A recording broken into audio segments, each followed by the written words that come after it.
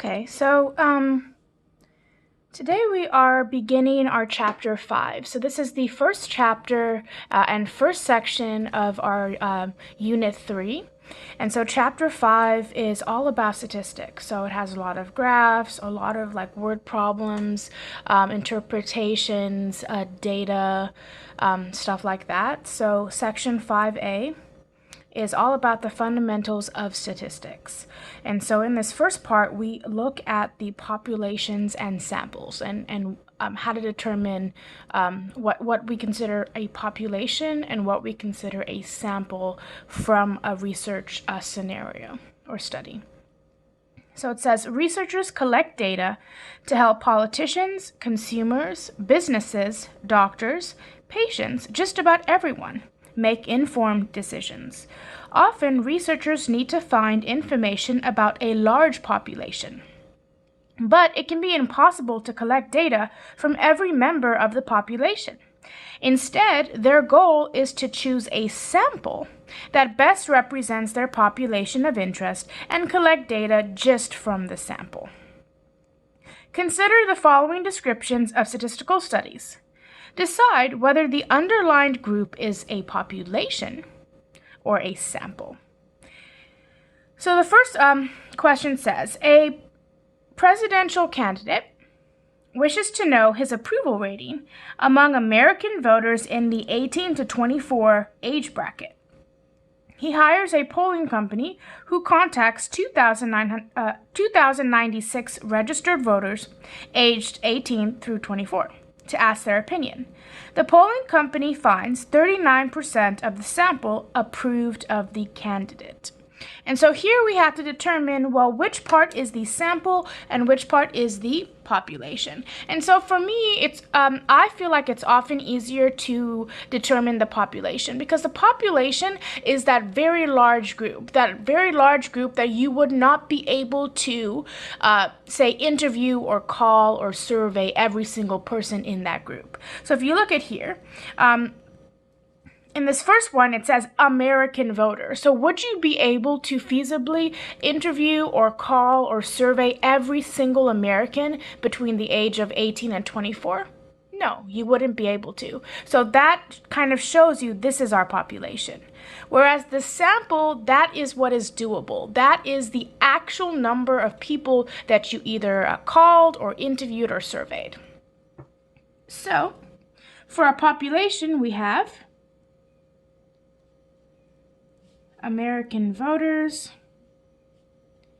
in the 18 to 24 age bracket. And our sample then would be the 2,096 registered voters aged 18 to 24. All right, let's look at the next example. A car manufacturer randomly selects some dealerships in the Midwest to gather data on car sales and weather patterns. They wish to know if dealerships in severe weather areas have higher selling rates following significant weather events. The dealership in the sample sold an average of 12 more cars per week following significant weather events. So again, let's try to find the population first. So which of these two, right, would be that big picture, that overall, the entire like population of what they're trying to figure out? Here it says some dealerships in the Midwest, so that looks like it's a specific number of dealerships, whereas this one just says period, dealerships, right? Dealerships in severe weather areas. And so this right here, this is our population. This is that big group. This is the smaller group inside of this big group. So our population will be dealerships in severe weather areas. And our sample will be some dealerships in the Midwest.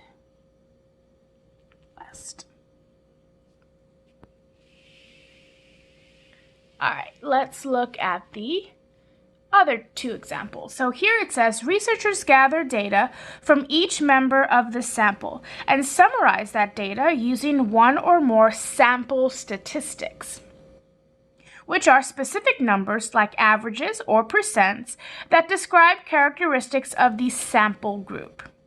The researchers then use these sample statistics, to infer the corresponding population parameters, which we can define as the specific numbers, like averages or percents, that describe characteristics of the population. Population parameters are usually given as descriptions because the actual numbers summarizing the population characteristics are not known. Only the sample data is known. Consider our study descriptions again. Decide whether the underlying portion represents a sample statistic or a population parameter. So the word statistic we used with the sample, and the word parameter we use with our population. And it's kind of easy to remember because SS, right? Sample, statistic, population, parameter, PP. So that can kind of help you remember what goes where. So here it says, a presidential candidate wishes to know his approval rating among American voters in the 18 to 24 age bracket. He hires a polling company who contacts 2,096 registered voters aged 18 to 24 to ask their opinion. The polling company finds 39% of the sample approved the candidate. So here, we have to determine which one is the sample statistic. So let's look at our percent number, right? This 39%. What follows it? It says 39% of the sample approved the candidate. So this 39% is our sample statistic. That means, say if there were 100 people who they polled in regards to the approval of the president, 39 of those people in that sample of 100 said that they approved. Okay, so our population parameter would be his approval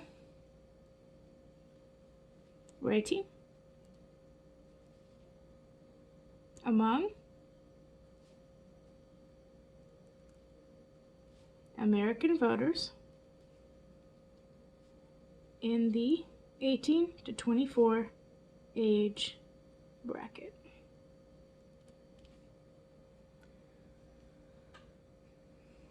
Now let's look at number 4. A car manufacturer randomly selects some dealerships in the Midwest to gather data on car sales and weather patterns. They wish to know if dealerships in severe weather areas have higher selling rates following significant weather events. The dealerships in the sample sold an average of 12 more cars per week following significant weather events. So again, let's look at the value, the number that they're specifically mentioning. And let's see, does this refer to the sample of dealerships that they interviewed or collected data from? Or does this represent just overall population? So it says the dealerships in the sample sold an average of 12 more cars per week. So here, this right here is directly related to our sample. So this is our sample statistic.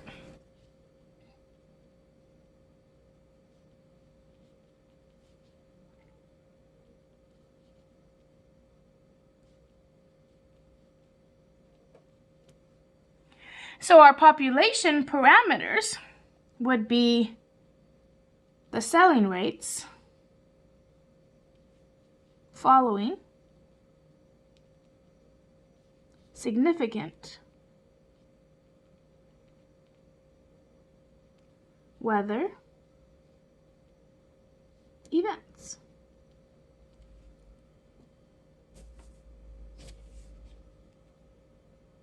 All right, let's continue.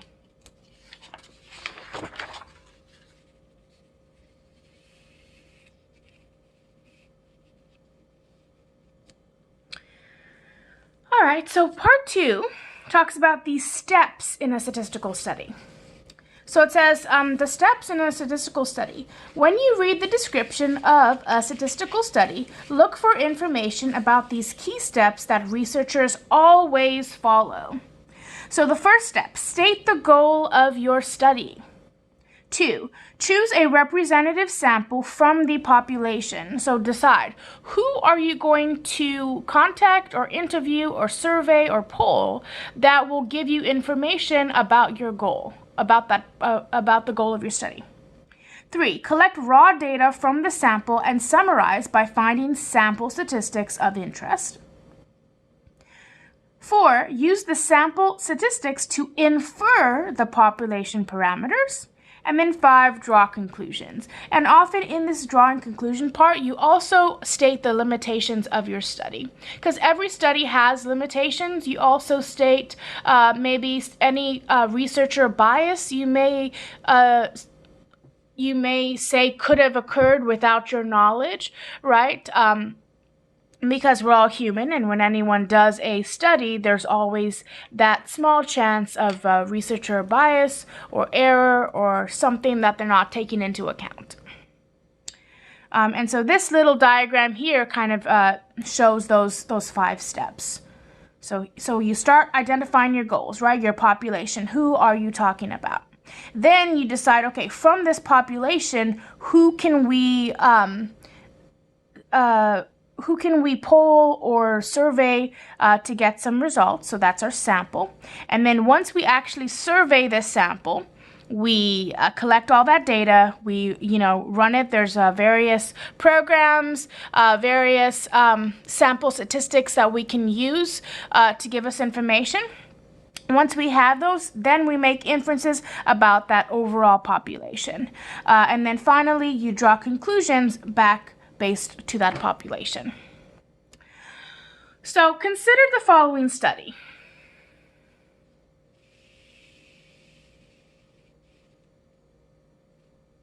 Some people believe that wearing copper bracelets can help decrease the symptoms of arthritis in the hands for people with arthritis of the hands. A doctor decides to test this theory by randomly assigning 279 patients with arthritis of the hands to one of 3 groups. 100 patients to wear a copper bracelet for 3 months, 100 to wear a nickel bracelet for 3 months, and the remaining 79 to wear no bracelet for 3 months. After 3 months, she finds that the average pain rating in the first group has decreased 1.5 points on a scale from 1 to 10, as opposed to a decrease of 0.3 points in the second group, and no change in the third group. Fill in the blanks below with the appropriate description or measurement. So these are using the 5 steps of our statistical study. So the first one says, state the goal of your study. Include the population and what you would like to learn about it. So here it says, determine whether wearing copper bracelets help decrease symptoms of arthritis in the hand for, who is this big group of people that we are trying to look at right here? People with arthritis of the hands. And this is our population.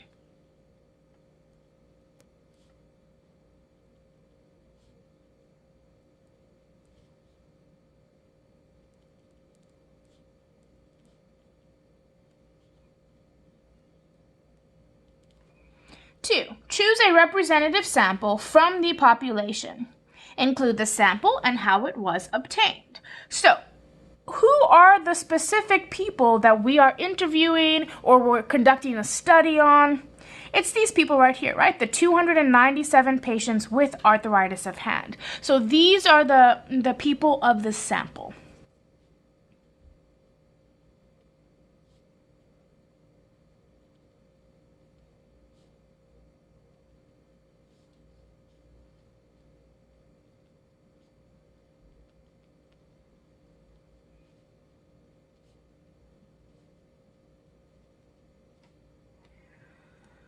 To one of the 3 groups. So remember, out of these people in the sample, 100 are going to be wearing that copper bracelet for 3 months, 100 are going to wear the nickel bracelet for 3 months, and then 79 are not going to wear any bracelet for the 3 months. Now, step 3, collect raw data from the sample from these 279 patients and summarize by finding sample statistics of interest. So let's see. The doctor compares their average pain rating on a scale of 1 to 10 at the beginning and end of the 3 months. She finds that the average pain rating of the first group has decreased. So the first group decreased what? 1.5 points. As opposed to a decrease of blank in the second group. Well, in the second group, there was a 0.3 point decrease. And there was no change, which is the same as 0 points, for the third group, which wore no bracelet. Now, step 4, use the sample statistics to infer the what? So if we look back at step 4 here, it says use the sample statistics to infer the population parameters. So if we go back here, this would be population parameters.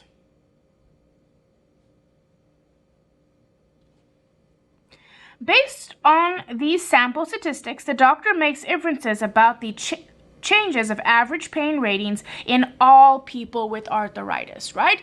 So you take that group of 279 patients, and the conclusions of what happened in that study are now inferred to the overall population, which is all the people who are suffering with arthritis of the hands. And then it says, note that this description was inferred from, not directly stated in the description of the study.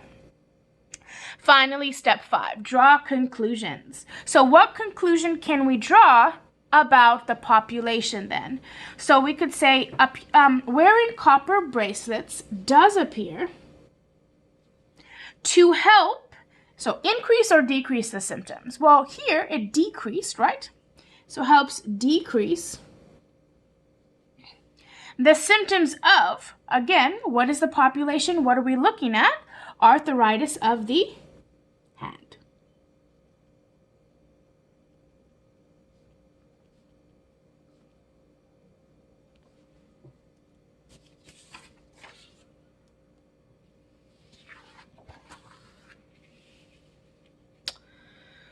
All right, let's look at part 2 of our section 5A, which is about sampling methods. And so there's some important information here about what kind of studies we can have and what kind of samples. So we have a representative sample is a sample in which the relevant characteristics of the sample members are generally the same as those of the population. So the people that you're selecting for your study, for your survey, for your poll, should be representative of the overall group of people that you are trying to study. A statistical study suffers from bias if its design or conduct tends to favor certain results. Then we have what's called a treatment group and what's called a control group. So the treatment group in an experiment is a group of sample members who receive the treatment being tested. So like in our previous example, those who received the bracelets, whether copper or nickel, those were in the treatment group. They were being treated by using those bracelets. Whereas those 79 people, they had no treatment, right? They had no bracelet, so those would be what's called the control group. The control group in an experiment is the group of sample members who do not receive the treatment being tested. In statistical terminology, the practice of keeping people in the dark about who is in the treatment group and who is in the control group is called blinding. An experiment is single blind if the participants do not know whether they are members of the treatment group or members of the control group, but the experimenters do know. An experiment is double blind if neither the participants nor the experimenters know who belongs in the treatment group and who belongs in the control group. So now we look at 4 basic sampling methods. So it says draw lines to match the sampling method description on the left to the example on the right that most fits this method. So let's look at the sampling method. So we have what's called the simple random sampling. We also abbreviate this as SRS. So in the simple random sampling, you choose a sample of items in such a way that every sample of the same size has an equal chance of being selected. Then we have what's called systematic sampling. Use a simple system to choose the sample, such as selecting every 10th or 50th member of the population. So it's systematic. The convenience sampling, like the word convenience says, you choose a sample that is convenient to select, such as people who happen to be in the same classroom. And then lastly, we have what's called a stratified sampling. Use this method when we are concerned about differences among subgroups or strata, so that's another word for subgroups, within a population. We first identify these subgroups and then draw a simple random sample within each subgroup. The total sample consists of all the sample from the individual groups. Okay, so this stratified sampling is when we're worried about that difference between subgroups. So say you have like male and female, and you're thinking that in this specific study there may be some key differences between the two. And so you would want to first break them up into those two groups, then randomly sample each group, and then join in those people selected from that random sample from both of the subgroups into that total overall group. So now let's see if we can match it. So let's start again. So choose a sample of items in such a way that every sample has the same size, has an equal chance of being selected. So let's see. The first one says, a television studio is covering local election results. They send 3 reporters out to interview people leaving the polling stations. The reporters go to the 3 polling stations closest to the studio and interview the first 10 people that exit each location. So what does that sound like to you? They're going to the closest polling stations to the studio. Does that sound like that is convenient for these reporters? Yes. This is what we call a convenience sampling. They're going to what's closest to them, selecting the first 10 people, and that's it. This is a convenience sampling.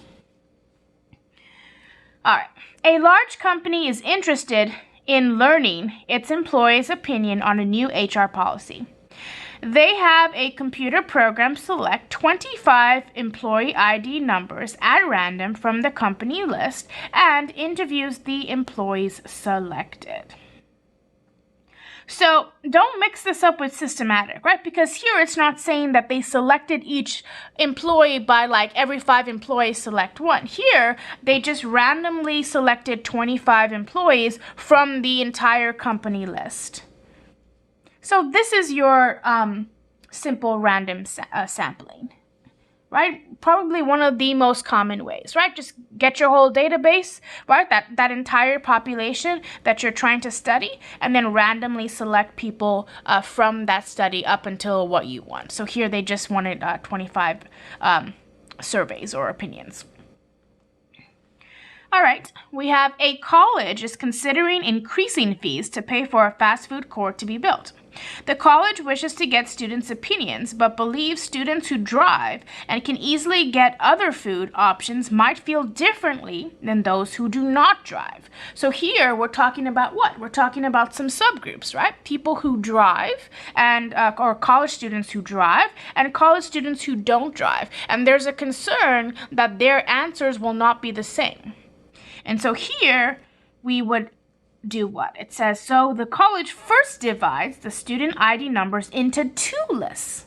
Those who did not purchase a parking permit and those who did purchase a parking permit and those who did not. They then have a computer randomly select 50 names from each list, right? So this is exactly what our stratified sampling is. We have 2 subgroups, and then we randomly take from each of these subgroups, and then we'll put those 2 So in this case, 50 names from each list together to give you that total sample of 100 students. And then so our last one says, to gather tenants' input on whether their apartment complex should install a pool or a fitness center, management contacts every tenant whose apartment ends with the number 2. So this is a systematic, right? There is a system to this sampling. It's not random. They are specifically talking or polling tenants whose apartment number ends in 2. So this is our systematic sampling.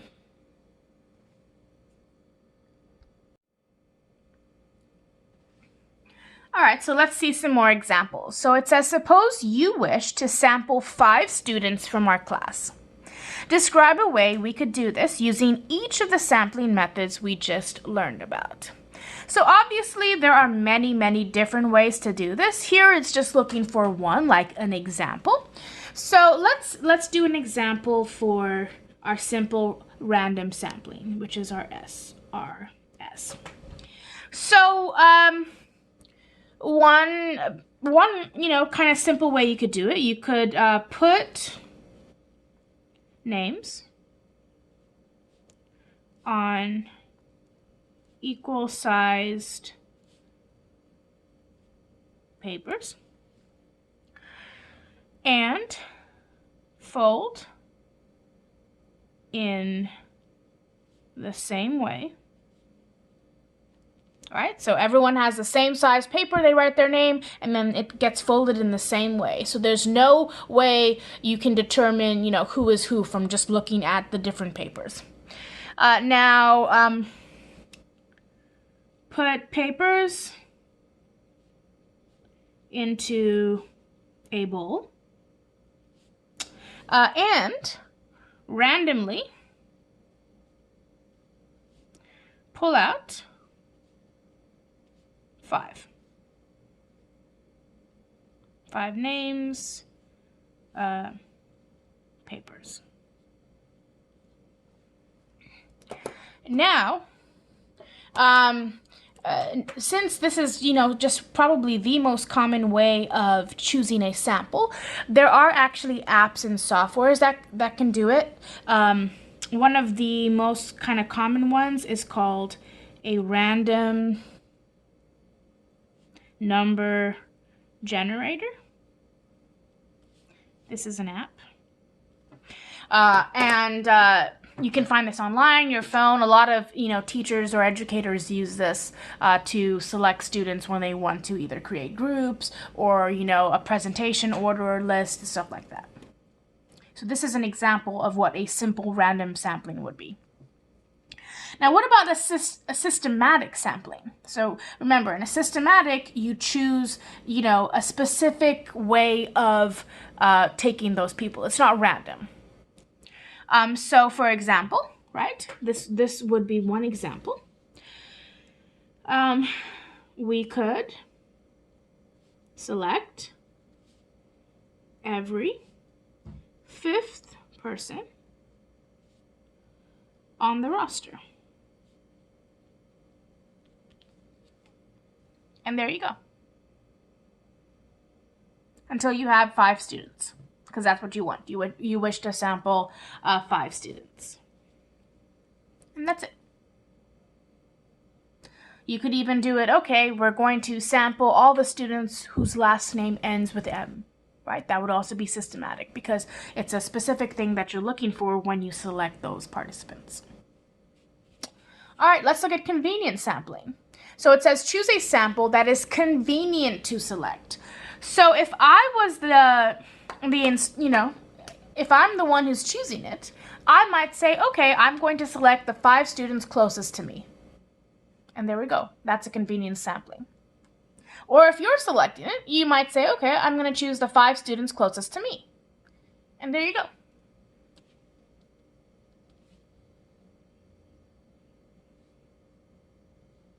So choose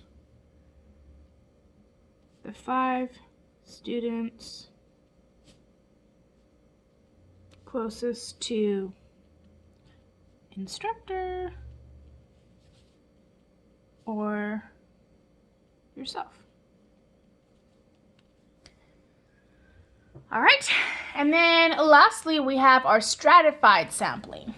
And so remember, this is when you have to first divide them into groups of 2.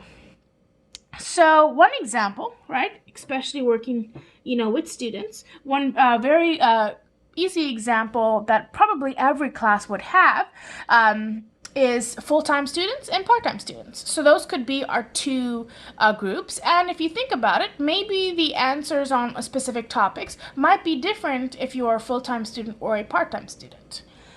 So we divide class into 2 groups.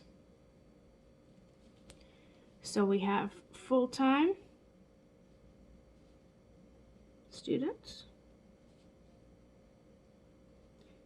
and part-time students. All right, and so we could abbreviate these as FT and PT.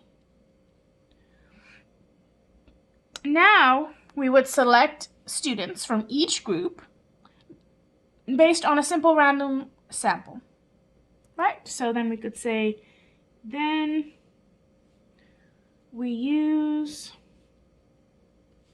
the SRS to select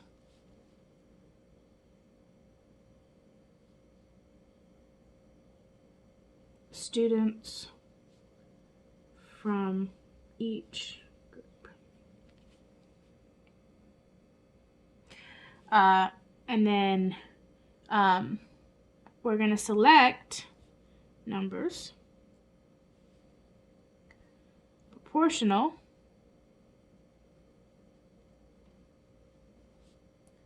to group size. So for example, say you have 20 part-time students and you have 5 full-time students. Okay? Then you would select 4 part-time students and 1 full-time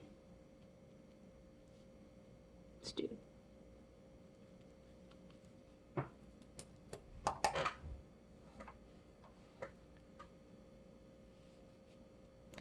All right. Now we talk about what's called the placebo effect. And you may have heard this before. And so the placebo effect is described as follows. So when an experiment involves people, bias can arise simply because subjects know that they are a part of the experiment. For example, if a treatment group of people taking vitamin C gets fewer colds than a control group of people who don't, we can't be sure that the vitamin C was responsible. It might be that people in the treatment group stayed healthier because they believed that vitamin C works.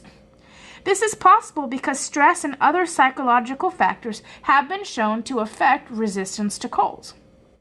Cases like this, in which people seem to improve because they believe the treatment is helpful, are said to suffer bias from a placebo effect. The word placebo comes from the Latin word to please. So let's look at this example. So it says a new drug for a type of attention disorder is supposed to make children less disruptive. Randomly selected children suffering from the disorder are divided into treatment and control groups. Those in the control group receive a placebo, which looks like the real drug. The experiment is single blind. So remember what single blind means? It means that the interviewers or the researchers know which children are in the control group and which children are in the treatment group, but the children themselves don't know. Experimenters interviewed children individually to decide whether they became more polite. What is wrong with this experiment? So, we could say something like this, right?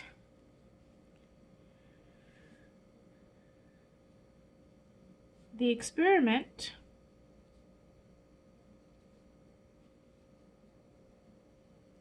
should be double-blind.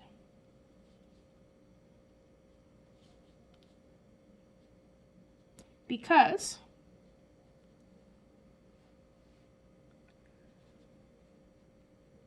the experimenters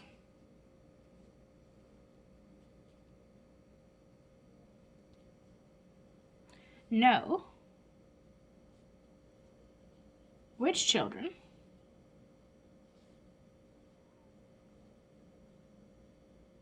received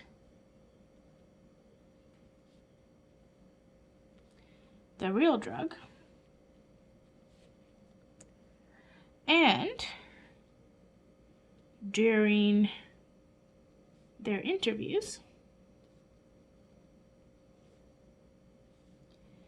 they may inadvertently speak or interpret the child's actions differently. Right? Because we're only human, and if you're conducting a study, right, you're going to be very focused on that goal, right? You've come up with this new drug, and you really, inside your heart, you really want this drug to work, right? Because it'll help a lot of people and stuff like that. And so if it's not double blind in this case, right?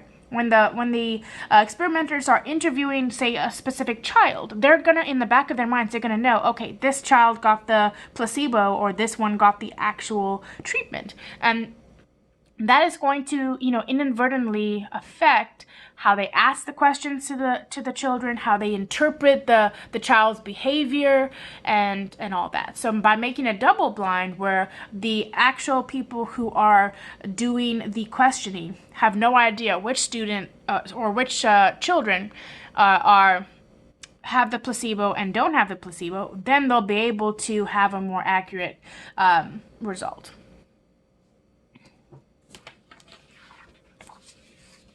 All right, so this last part of our section 5A is about confidence intervals, what we call confidence intervals. So this is almost always used when we talk about surveys and polls and stuff like that. So here we have a 2016 poll conducted by NPR, the Robert Wood Johnson Foundation, and Harvard's H.T. Chan School of Public Health explored relationship between work and stress. One aspect they looked at was whether workers tended to use up their paid vacation days more or less frequently based on the level of their pay. The graph below summarized the results for 1,219 working adults. This is our sample. This is how many people they actually surveyed and gathered data from. So this is, I guess, their summary. Who uses paid vacation days? Share of full or part-time workers who say they use all or most of their vacation days. So low-paying jobs, you have about 39%. Average paying jobs, about 51%. High-paying jobs, about 52%. And then in the source here, right, it tells you who was the one who conducted the study, how many adults were in that sample, when it was conducted. And then this right here, the margin of error is plus or minus 2.9 percentage points. So this is what we call our confidence interval, and we're going to talk a bit more about that in this section. So question 1, was this an observational study or experiment? Explain. Well, here, there was no experiment taking place, right? All they were doing was observing. They were asking people, and they were taking their responses for the data, right? So this is called an observational study. This is not an experimental study.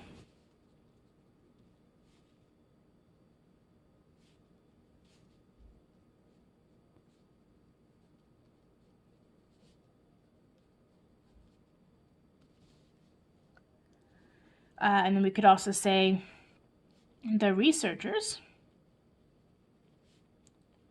would not be able to randomly assign jobs.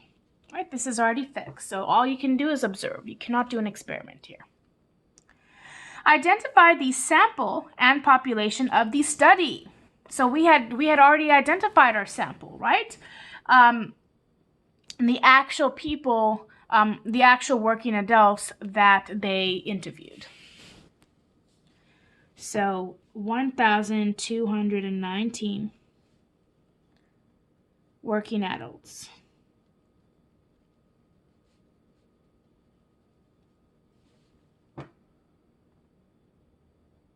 I guess we could specifically say in the U.S. Whose employer offers paid vacation days. What is the population? So who are they trying to make an inference about, right? All the working adults. All working adults in the U.S. Whose, so this should be whose employer offers paid vacation days. All right, now are the 39%, 51%, and 52% population parameters or sample statistics? So where did they get these specific values from?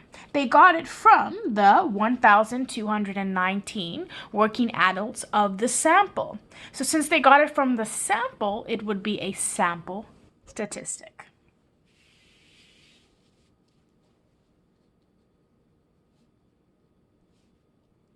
Sample statistics. Right? The study gathered data from a sample, not the population.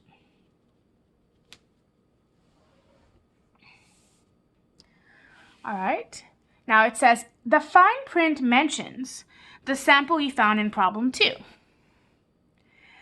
For the full report, you can find it at this PDF right here. The full report says that the sampling method included random digit dialing, which produces both cell and landlines. Do you think they gathered a true simple random sample of all working adults? Well, it could be, right? But you could also have what's called response bias, right? So you could say something like, study may have response bias because there may be working adults who do not have a cell phone or landline. Right? It's possible that there are people, who are working that do not have a cell phone or do not have a landline. Maybe they're sharing it. Maybe there's just one cell phone for the whole family. And so in this case, you're going to exclude all those people from the sample who do not have a cell phone or a phone.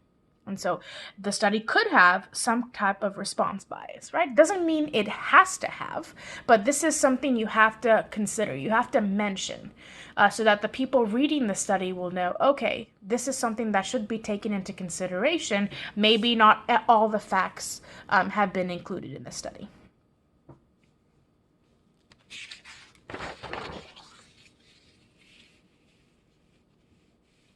All right. So the fine print continues. The margin of error is plus or minus 2.9 percentage points. What do you think this means?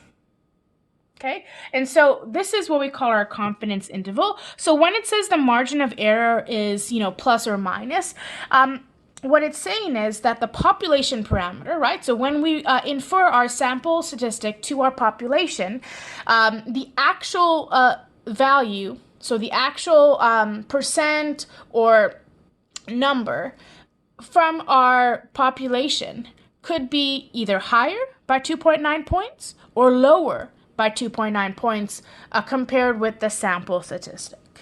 So we could say something like the population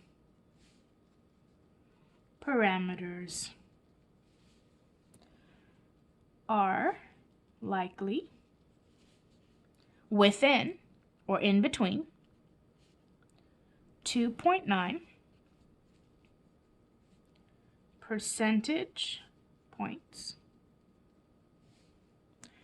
of the sample statistics.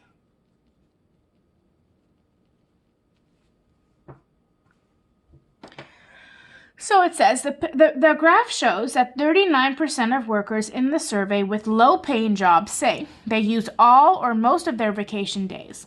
Because the margin of error, which is the true percent of all working Americans in low-paying jobs, right, our population parameter, who say they use all or most of their vacation days, would be in between what and what. So really, we have this will be the lower, and this will be the higher. So to find the lower, you're going to take your sample statistic, and you're going to subtract the 2.9. Okay, and that's going to give us 36.1%. And that goes here. And to get the higher, we're going to take our 39%, again, our sample statistic, and we are going to add the 2.9%. And this is going to give us 41.9%. And that goes here. Okay, so in other words, we have between 36.1 and 41.9% of all Americans in low-paying jobs who use all or most of all their vacation days. And this is what we call a confidence interval, right? An interval tells you it's between two numbers, right? And so this is how confident the researchers are that this interval here contains the true population parameter, right? And because there's no way of saying 100%, because you cannot interview or survey every single working American in a low-paying job. So all we can do is interview a sample of those people and then make a good inference as to what would be a good interval that the actual true population parameter would fall into. Is this reasonable to say that majority, over 50% of working Americans in low-paying jobs do not use most or all of their vacation days? Well, yes. Right? Because even taking into account the confidence interval,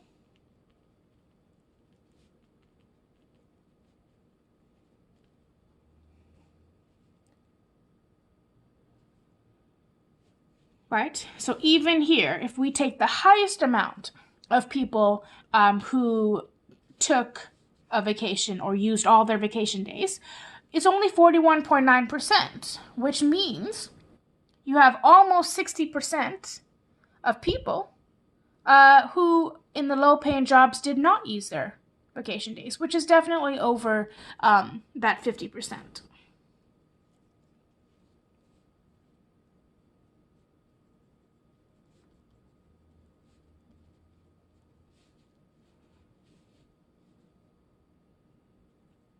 Did not take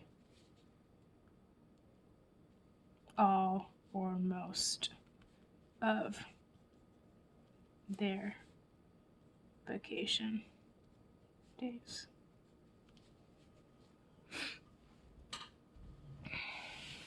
All right, let's look at the next example.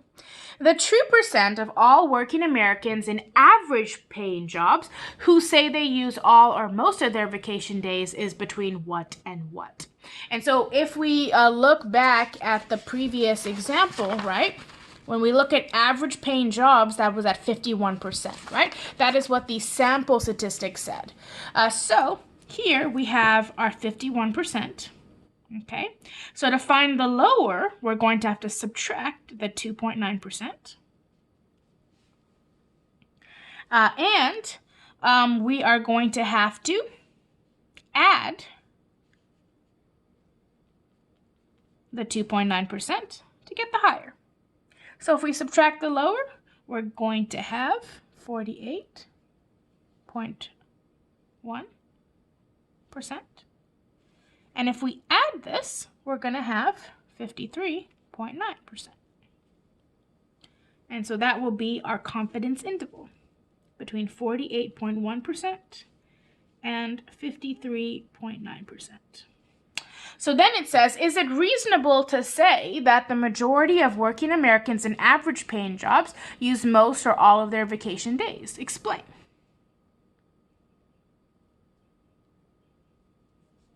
So here, no, because it says, here we're saying, is it reasonable to say that they do use all of their? But here, if we look at the lower confidence interval, right, this is below 50%. So the margin of error says that it could dip lower, which means if we're using this, right, if this percentage represents the actual true population parameter, then you would have less than 50% of average paying jobs using their vacation, which would not be a majority, right? Because a majority is more than 50%. So we could say something like, even though the sample statistic was 51%, the margin of error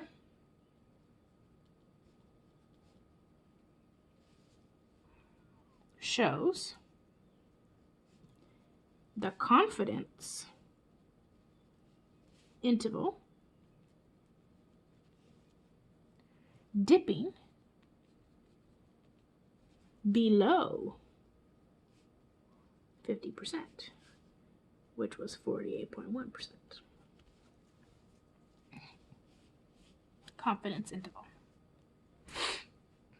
All right, let's look at 8. It says a candidate for a state senate is interested in how she is polling. The independent polling company who gathered data says the approval the approval proportion is 0.546 with a margin of error of 0.32. Assuming the numbers given are percentages expressed in decimal form, so this one would be about 54.6%, and this would be about 32%. The candidate can be confident that the current percent of her constituents who favor her is between blank and blank. And then the question is, how useful is this information? So let's see. This is the lower half, and this is the higher half. So for the lower half, right, so this is the error. So we would essentially have our 0.546 minusing 0.32. And for our higher, we would have 0.546 adding the 0.32. Okay, so if we were to subtract that, we would get 0.226, so about 22.6%. And if we were to add it to find the highest value of our confidence interval, we would have 0.866.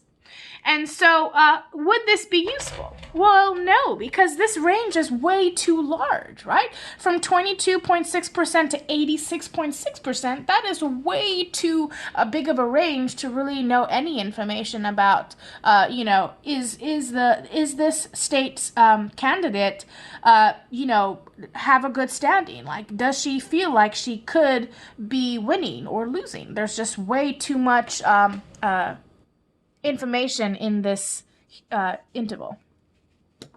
So we could say this is not useful. Is not useful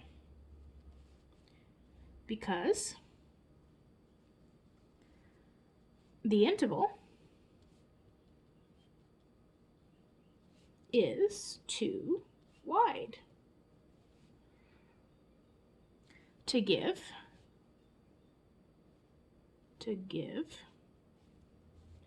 any specific information, right?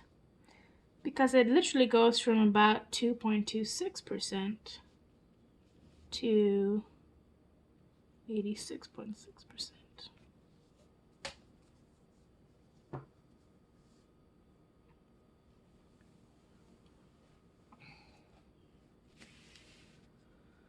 All right, last question. A 2006 Gallup poll interviewed 584 Americans about their pet ownership status. If Gallup reported that between 40 and 48% of Americans own a dog, so do you see how this is our sample? And this right here, Americans own a dog, that is our population. That is our sample. And this was gotten from our sample, but this is an interval. So they want to know what is the sample statistic. So in other words, what is the middle of this, right? So here you have your lower interval, which is 40%, and your higher interval, which is 48%. But remember that these have a middle. So like if you were to look between this number and this number, right, it should be double. It should be about 64 percentage points in between these two. It's double because in one case you're subtracting and the other case you're adding, but it's the same amount. So here, what number would be in the middle that you could add? Sorry, this would be, taking this and subtracting that, and taking this and adding that. Well, this would have to be 44%, right? Because if you do 44 minus 4, you would get 40%. And if you did 44 plus 4, you would get 48%. So the sample statistic would have to say 44% of these people owned a pet. How many people in the sample owned a dog? So now that we know the percentage, how many people in the sample owned a dog? Well, we have our total people, right? And this is our percent. So really what we're trying to find out here is what is 44% of 584? Well, remember, change this to a decimal. Of means multiplication. And that is going to give us our answer. So if we multiply that, we get about 257 people. What is the margin of error? So what was the value we added or subtracted to get our confidence interval? It was 4 percentage points. So you don't want to write 4%, you want to write 4 percentage points because these are what's being added or subtracted. So they're percentage points. Finally, write a sentence summarizing the findings using the sample statistics and margin of error instead of the confidence interval. So we could say something like this as a summary. A 2006 Gallup poll showed that 44% of Americans own a dog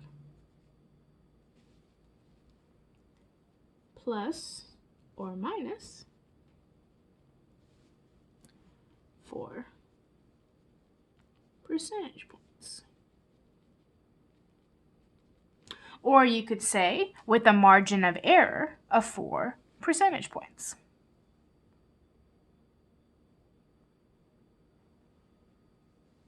And that is the end of 5A.